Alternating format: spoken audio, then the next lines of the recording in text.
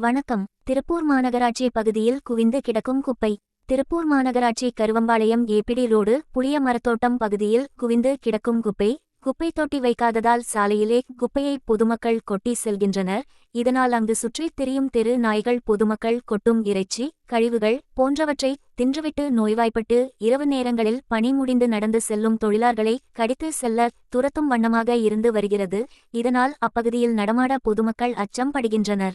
இதை மாநகராட்சி நிர்வாகம் கண்டுகொண்டு அங்கு குப்பை தொட்டி வைத்து தருமாறும், தெருநாய் தொல்லைகள் அதிகமாக இருப்பதால் தெரு நாய்களை அப்புறப்படுத்துமாறும் அப்பகுதி பொதுமக்கள் கேட்டுக்கொள்கின்றனர்.